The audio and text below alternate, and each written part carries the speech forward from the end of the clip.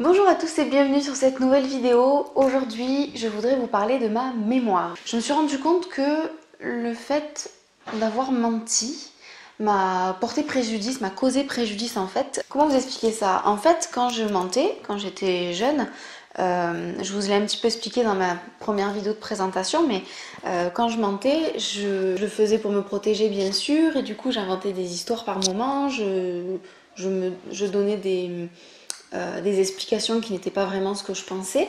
Et ben, quand on ment comme ça, on est obligé de tenir nos mensonges sur la durée pour qu'on garde la même version des faits et pour qu'on ne puisse pas venir nous dire ah mais oui mais t'avais dit ça et maintenant tu dis autre chose donc ça veut dire que tu es en train de mentir.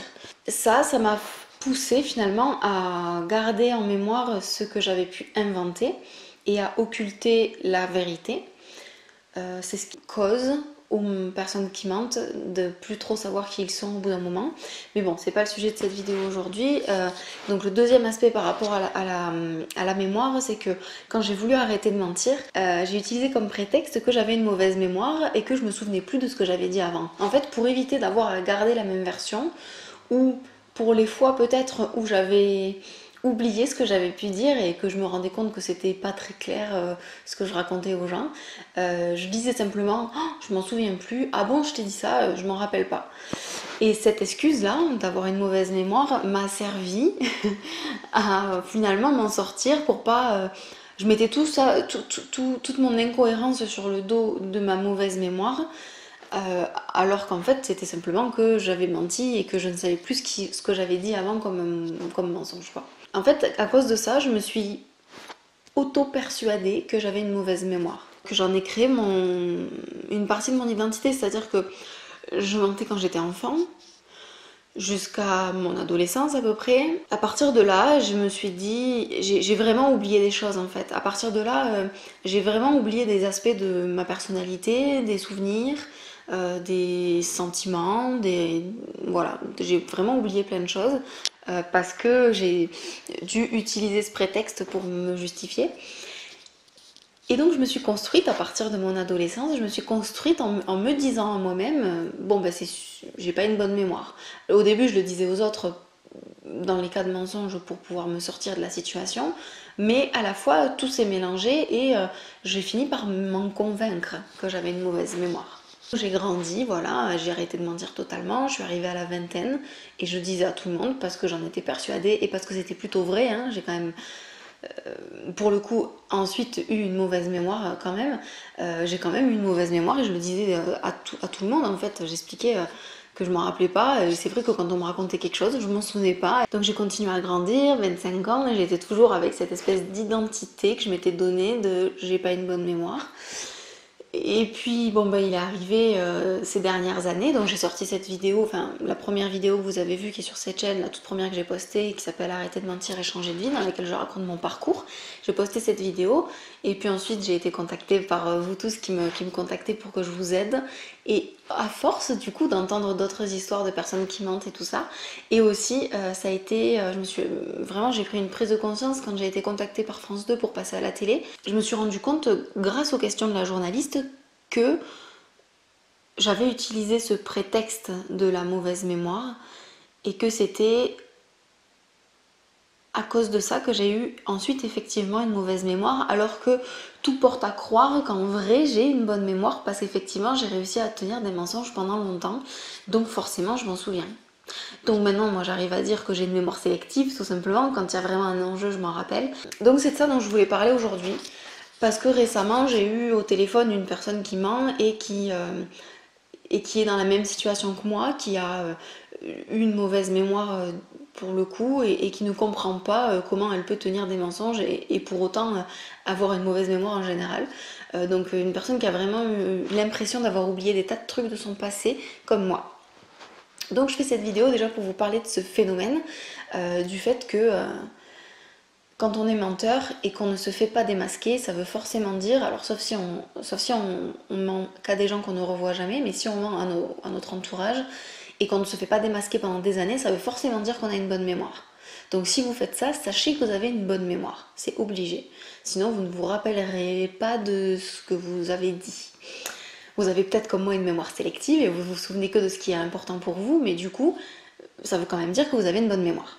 Ça, c'est le premier point. Deuxième point, le fait de dire à tout le monde j'ai pas une bonne mémoire, de dire je m'en souviens plus et de se créer une vraie confusion mentale. C'est ce que moi je faisais, hein. J'avais au début d'un mensonge, j'avais deux versions. J'avais ma vraie version, genre ce que je pense vraiment de quelque chose, ou ce qui s'est réellement passé, et il y a le mensonge. Et en fait, dans mon esprit, pour que le mensonge soit crédible, je me souviens avoir fait ça, c'est fou comme ça, je m'en rappelle, comme quoi, je me souviens penser à l'histoire initiale et penser à l'histoire que je veux raconter et faire en sorte que ça se fusionne dans mon esprit. Et du coup, ça fait que quand je raconte l'histoire que j'ai décidé de fusionner avec l'histoire que, bref, une fois que je raconte l'histoire déformée en fait, et que je la raconte à une personne, à une autre personne, puis plusieurs mois passent, puis je la raconte encore à une autre personne, au final, j'entretiens la version déformée de la vraie histoire et cette version déformée devient ma propre réalité parce que je me la suis tellement répétée, je l'ai tellement imaginée avec conscience, vraiment, de l'imaginer vraiment avec attention et de l'avoir expliqué aux autres et qu'on en ait parlé, ça m'a créé de nouveaux souvenirs avec cette nouvelle version et ce qui fait qu'à un moment donné, je ne me souviens plus de la version initiale. Donc, j'ai réellement oublié la version initiale. Et tout ça là, ça s'explique notamment avec les neurosciences. On apprend et notre cerveau apprend par la répétition. Donc le fait de répéter une histoire fausse pendant plusieurs fois, on finit par apprendre, par s'en souvenir, par se l'approprier cette histoire fausse. Donc ça, c'est un premier point d'apprentissage. Deuxième point, c'est que quand on visualise quelque chose énormément, quand on l'imagine beaucoup, sous plusieurs dimensions, c'est-à-dire que moi, quand j'imaginais un mensonge, si c'était par exemple une situation passée, quelque chose que j'ai vécu, que je veux raconter, je m'en rappelais visuellement avec les couleurs, avec mes déplacements dans l'espace durant une situation particulière et je me rappelais aussi des émotions et tout ça je le transformais ou une partie je le transformais et je me le réimaginais donc avec l'image, avec les déplacements, avec les émotions, peut-être parfois avec les sons, peut-être parfois avec les odeurs, suivant l'histoire. Et du coup, le fait de s'imaginer quelque chose avec les cinq sens, c'est un des meilleurs moyens pour s'en rappeler. Donc, ce travail mental que je faisais de visualisation de ma version des faits quand je voulais mentir, ça a été un travail du coup qui m'a fait déconstruire la réalité pour reconstruire une fausse réalité. Et forcément, en fait, je me souviens pas de mes mensonges parce que tout simplement, dans mon esprit, ils sont devenus ma réalité. C'est terrible parce que il y a des parties probablement de mon passé où aujourd'hui j'y crois fermement et peut-être que c'est pas vrai. Voilà, j'ai le souvenir d'un seul mensonge.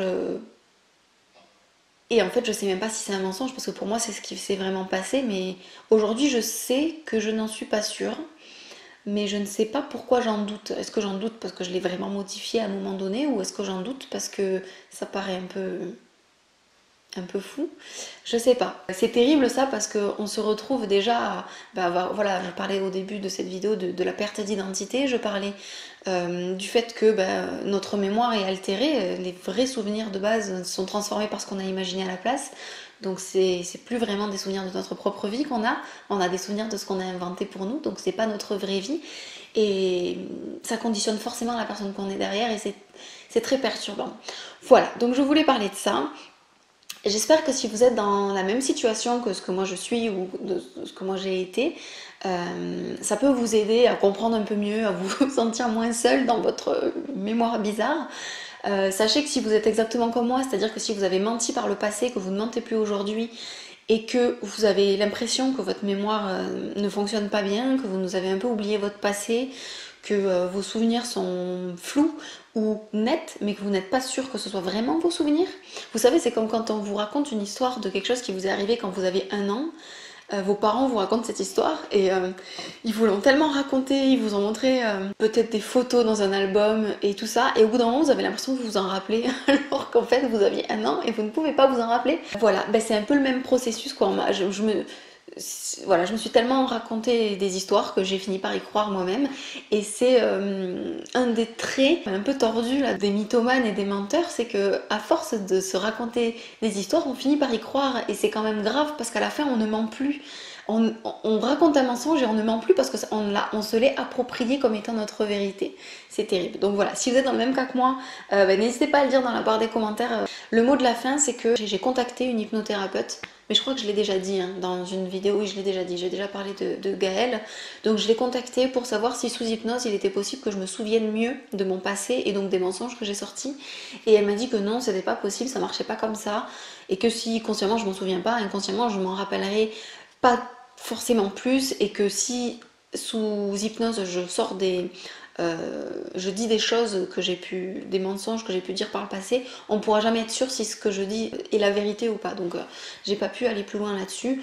Cela dit, c'est un sujet qui est passionnant, qui est super intéressant, qui est triste aussi parce qu'on oublie une partie de nous et ça demanderait plus de travail, de recherche pour voir ce qu'on en fait de tout ça et pourquoi pas interviewer un expert en mémoire peut-être. Bon, je vous remercie de m'avoir écouté jusque là. Je vous fais des bisous et puis je vous dis à très bientôt. Bye bye.